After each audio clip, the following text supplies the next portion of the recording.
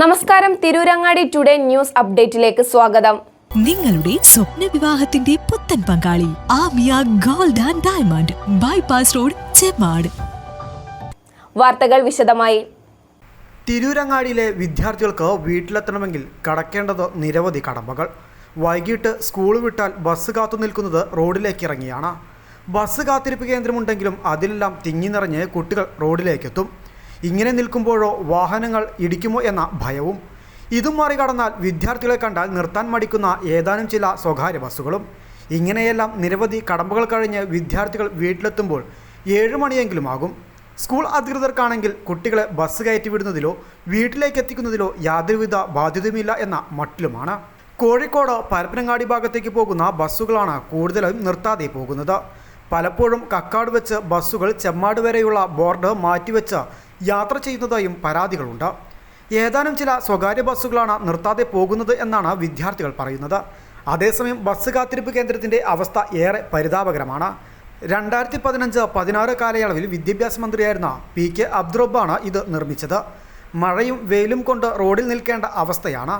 Bus സ്റ്റോപ്പിൻ്റെ പിന്നിലും ഒരു സൈഡിലുമായി auto സ്റ്റാൻഡാണ്. കുട്ടികൾ റോഡിൽ നിന്നാണ് ബസ് കയറാൻ നിൽക്കുന്നത്. സ്കൂളിലെ SBG, സ്കൗട്ട് ആൻഡ് ഗൈഡ് എന്നിവ ഒന്നും തന്നെ അധികൃതർ ഉപയോഗപ്പെടുത്തുന്നില്ലെന്നാണ് പരാതി.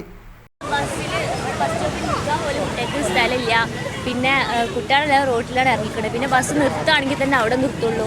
കുറച്ച് കുട്ടികൾ 4-5 കുട്ടികൾ മാത്രമേ കയറ്റുള്ളൂ, അല്ലെങ്കിൽ നിർത്താതെ പോകും. 6 മണി ആയാൽ പോലും ഇവിടെ ബസ് നിർത്തൂല. കുറച്ച് കുട്ടികളുണ്ടാവും, എന്നാലും ഒരു ബസ് നിർത്താതെ പോകും. അറ്റ്ലീസ്റ്റ് നിർത്തി ഒരു കുട്ടിയെങ്കിലും കയറ്റുക, അതുമില്ല.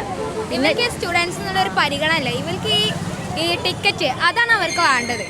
അതുകൊണ്ട് ഫുൾ ചാർജ് മിനിമം ഓർക്ക് അത് കൊടുത്താൽ ഓരോ ഞങ്ങളെ കയറ്റുക. അങ്ങനെയാണ് ഓരോ പരിധി.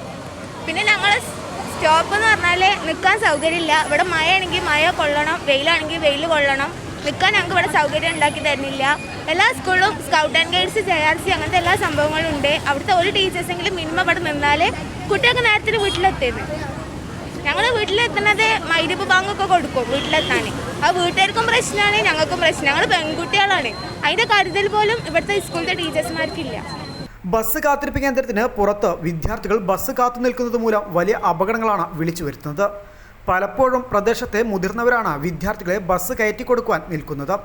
സ്വകാര്യ ബസ്സുകൾ പലതും വിദ്യാർത്ഥികളെ കയറ്റാൻ മടിക്കുന്നതായി പ്രദേശവാസിയായ യാസിൻ തിരൂരങ്ങാടി പറഞ്ഞു. തിരൂരങ്ങാടിയിലെ ഏകദേശം 10,000-ഓളം വിദ്യാർത്ഥികൾ 2-3 കലാലയങ്ങളിലായിട്ട് പഠിക്കുന്നുണ്ട്. അപ്പോൾ ഇവിടുത്തെ ബസ് സ്റ്റോപ്പിൻ്റെയൊക്കെ അവസ്ഥ നിങ്ങളെപ്പോലുള്ള റിപ്പോർട്ടർമാർക്കും ചാനലുകാരൊക്കെ ഒരുപാട് കാലങ്ങളായിട്ട് അവതരിപ്പിക്കുന്നതാണ്. ഇവിടുത്തെ വിദ്യാർത്ഥികളുടെ പ്രശ്നങ്ങൾ, ബസ് കയറിപ്പോകാൻ പറ്റാത്ത അവരുടെ ബുദ്ധിമുട്ടുകൾ, നിരന്തരം നിർത്താതെ പോകുന്ന ബസ്സുകൾ, പിന്നെ ബസ് കയറുമ്പോൾ ബസ് മൂവ് ചെയ്ത് കൊണ്ടുപോയിട്ട് കുട്ടികൾ വീഴുന്ന അവസ്ഥ, നമ്മൾ ഒരുപാട് വിഷയങ്ങൾ കാലങ്ങളായിട്ട് അത് കണ്ടുകൊണ്ടിരിക്കുകയാണ്. അപ്പോൾ ഇതിന് ആദ്യം നമുക്ക് വിമർശിക്കാനുള്ളത് അല്ലെങ്കിൽ കുറ്റം പറയാനുള്ളത് ഇവിടുത്തെ 2 സ്കൂളുകളിലെയും പ്രതിനിധികളെയാണ്. അവിടെ PTA കമ്മിറ്റി ഉണ്ട്, ശക്തമായ PTA കമ്മിറ്റി ഉണ്ട്. അതുപോലെ തന്നെ സ്കൂളിൽ സ്റ്റുഡൻസ് പോലീസുണ്ട്. അതൊക്കെ ഉപയോഗപ്പെടുത്തിക്കൊണ്ട് ഈ കുട്ടികളുടെ യാത്രാ പ്രശ്നം പരിഹരിക്കുകയും അവർക്ക് ലൈൻ നിന്നുകൊണ്ട് അവരെ കയറ്റാനുള്ള സംവിധാനം ചെയ്യാം. ഇപ്പോൾ 2 സ്കൂളിലെയും അധ്യാപകർ ഒരു 4-4:15 സ്കൂൾ വിട്ട് കഴിഞ്ഞാൽ 5 മണിക്ക് മുമ്പായിട്ട് സ്കൂളിലെ മുഴുവൻ അധ്യാപകരും അവരെ വീട്ടിലെത്തിയിട്ടുണ്ടാവും. പക്ഷേ ഈ +2, +1 പഠിക്കുന്ന പെൺകുട്ടികൾ, അതല്ലെങ്കിൽ അതിന് താഴെ പ്രായമുള്ള പെൺകുട്ടികളൊക്കെ അവരുടെ വീടുകളിലെത്താൻ 7 മണിയായിട്ടുണ്ടാവും. അപ്പോൾ ഇവിടുത്തെ അധ്യാപകർക്ക് തന്നെ അവരുടെ കുട്ടികളോട് വേണ്ടത്ര കരുണയില്ല എന്ന് തന്നെയാണ് നമുക്ക് പറയാനുള്ളത്. അതുപോലെ തന്നെ ഉദ്യോഗസ്ഥന്മാരോട് പറയാനുള്ളത്, ബസ്സുകാരും എല്ലാ ബസ്സുകാരല്ല, നല്ല ബസ്സുകാരുണ്ട്. അവരൊക്കെ നിയമം പാലിക്കുന്നു. നിയമം ലംഘിച്ചുകൊണ്ടുള്ള മുഴുവൻ ബസ്സുകാരുടെ റിപ്പോർട്ടുകളും ഉദ്യോഗസ്ഥന്മാരുടെ മുമ്പിൽ സമർപ്പിച്ചിട്ട് വേണ്ടത്ര നടപടി ഇവിടുത്തെ ഉദ്യോഗസ്ഥന്മാരും എടുക്കുന്നില്ല. അവരും ഈ ബസ് മുതലാളിമാരും തമ്മിലുള്ള ഒരു അഡ്ജസ്റ്റ്മെൻറ്റാണ് നമ്മളിവിടെ കാലങ്ങളായിട്ട് കണ്ടുകൊണ്ടിരിക്കുന്നത്. നിരവധി തവണ ഇവിടുത്തെ പൊതുപ്രവർത്തകർ, രാഷ്ട്രീയ പ്രവർത്തകരൊക്കെ പരാതിപ്പെട്ടിട്ടുണ്ട്. വേണ്ടത്ര നടപടി, കാര്യമായ നടപടി ഇതുവരെ ഈ വിഷയത്തിൽ ഉണ്ടായിട്ടില്ല എന്നാണ് ഇപ്പോൾ ഞങ്ങൾക്ക് ഈ അവസരത്തിൽ പറയാനുള്ളത്.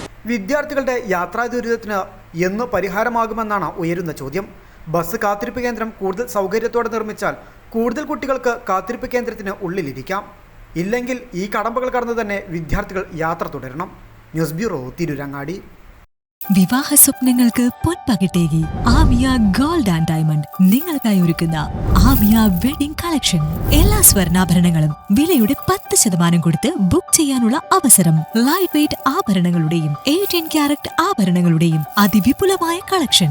മികച്ച നിലവാരമുള്ള ഡയമണ്ട് കളക്ഷൻ വെറും 3000 രൂപ മുതൽ. കൂടാതെ പണിക്കൂലി 2.9% മുതൽ നൽകിക്കൊണ്ട് ആമിയ ഗോൾഡ് നിങ്ങളെ സ്വാഗതം ചെയ്യുന്നു. നിങ്ങളുടെ സ്വപ്ന വിവാഹത്തിന്റെ പുത്തൻ പങ്കാളി Amiya gold and diamond, bypass road, Chemmad.